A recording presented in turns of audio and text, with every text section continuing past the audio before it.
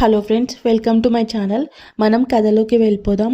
మనలో చాలామందికి విహారయాత్రలు అంటే చాలా ఇష్టం.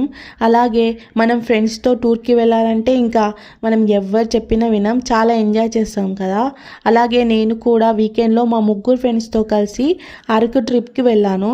అక్కడ జరిగిన ఒక సంఘటన ఇప్పటికీ నాకు గుర్తొచ్చినప్పుడల్లా చెమటలు పట్టేస్తాయి. ఆ రోజు నా ఫ్రెండ్స్తో కలిసి సరదాగా ఆడుతూ పాడుతూ కారులో బయలుదేరాం. మధ్యలో డాబాలో లంచ్ చేసాం. అలా మా ప్రయాణం కొనసాగింది. ఇంకా మేము ఒక 2 గంటల్లో అనుకున్న ప్రదేశానికి చేరుకుంటాం. సాయంత్రం 6 కావస్తుంది. అయితే ఆ రోడ్డు అడవికి మధ్యలో ఉంది. అటు ఇటు చాలా దట్టమైన అడవి ఉందన్నమాట.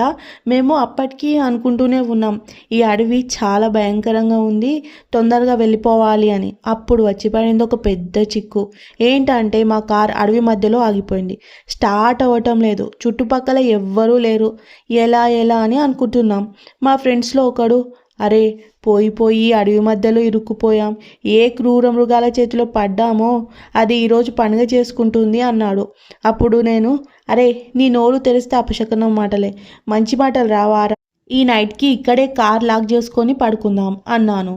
కార్లో ఉన్న ఏవో స్నాక్స్ తిని పడుకున్నాం. అప్పుడు టైం 9 కావస్తుంది. అడవి కావటంతో చాలా చీకటిగా భయంకరంగా ఉంది. చుట్టూ భయంకరమైన సైలెన్స్ ఒకటి. ఆ రాత్రి ఎలాగోలా గడిస్తే బాగుండు అని అనుకున్నాం. మా ఫ్రెండ్స్లో ఒకడు టాయిలెట్కి వెళ్ళాలి అన్నాడు. అయితే మేము, అరే దూరంగా వెళ్ళకురా, ఏ అడవి జంతువు చేతిలో పడ్డావంటే ఇంటికి మేము ముగ్గురమే వెళ్ళాల్సి వస్తుంది అన్నాను. అయితే వాడు సరే అని కారు దిగి కొంత దూరం వెళ్ళి పని ముగించుకొని వెనుకకు తిరిగాడు.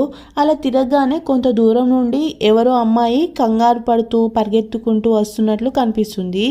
అయితే చూస్తుండగానే దగ్గరకు వచ్చేసింది. ఏ అమ్మాయి, ఎవరు నువ్వు, ఇంత రాత్రిపూట ఒక్కదానవే అడవిలో నుండి వస్తున్నావు? అప్పుడు ఆ అమ్మాయి, నేను పక్క ఊరిలో టీచర్గా పనిచేస్తున్నాను, నా బండి అడవి మధ్యలో పాడైంది, స్టార్ట్ అవ్వటం లేదు, ఒక్కదానికే భయం వేసి ఎవరైనా కనిపిస్తారేమో అని పరిగెత్తుకుంటూ వస్తున్నాను, మీరేమైనా ఒకసారి నా బండిని చూస్తారా అని అడిగింది.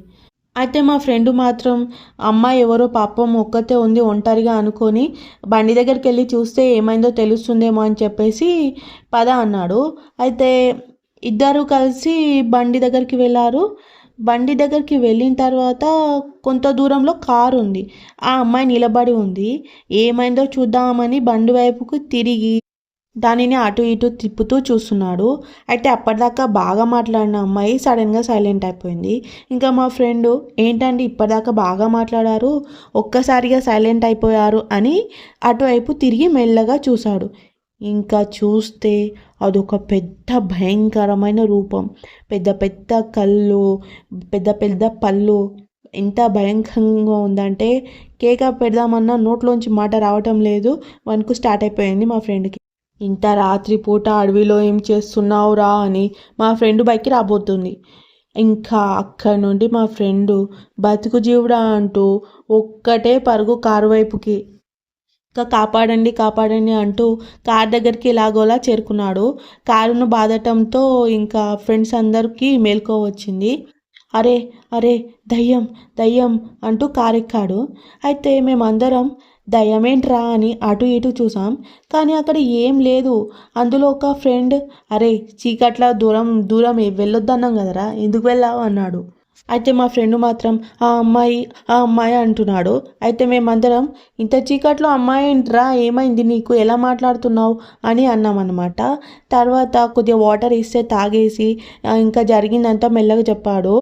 ఆ అమ్మాయి పాపం ఒంటరిగా ఉంది కదా అని ఏమైనా హెల్ప్ చేద్దామని వెళ్ళాను అంటే ఇంకా మేము ఫ్రెండ్స్ అందరం మా ఫ్రెండ్ వైపు ఒక్కసారిగా చూసి, ఏంటి హెల్ప్ చేద్దామని ఇంత చీకట్లో పోటుగాడిలాగా ఒక్కడవే వెళ్ళినవా, మమ్మల్ని పిలవచ్చు కదరా అని అన్నాడనమాట మా ఫ్రెండ్స్. అరే సారీ రా, ఇప్పటికే సగం చచ్చి ఉన్నాను, అసలే భయం వేస్తుంది, ఇంకా ఏడిపించొద్దు అన్నాడు మా ఫ్రెండ్. అయితే తర్వాత సరేలే ఇంకా ఎలాగోలాగా బతికి బయటపడ్డావు కదా, అరే ఇప్పటి నుంచి ఎవరు బయటికి ఒంటరిగా వెళ్ళొద్దు, ఎవరైనా తోడు తీసుకొని వెళ్ళండి అని అనుకున్నాం. తర్వాత నిద్రపోయాం. ఉదయం 6 గంటల ప్రాంతంలో అక్కడ నుండి ఒక పాల వ్యాపారి వెళ్తున్నాడు. మా కార్ను చూసి తన బండిని పక్కన పెట్టి వచ్చాడు. ఎవరు మీరు, ఇక్కడ ఎందుకున్నారు, ఈ దారి చాలా ప్రమాదకరమైంది. ఎప్పటి నుంచి ఉన్నారు ఇక్కడ అన్నాడు. అయితే మేము జరిగిందంతా చెప్పాము. అమ్మో, అయితే మీరు రాత్రి మొత్తం ఇక్కడే ఉన్నారా? నైట్ అంతా ఇక్కడ ఉండి కూడా బ్రతికి ఉన్నారు. మీ అదృష్టం బాగుంది. ఆ టైంలో ఇక్కడ ఉన్నవాళ్ళు, ఈ దారి వెంబడి వెళ్ళిన వాళ్ళు ఎవ్వరూ బ్రతికిలేరు అని అన్నాడు. మేము కూడా ఆ అమ్మాయి గురించి చెప్పి తను ఎవరు అన్నట్లు అడిగాం.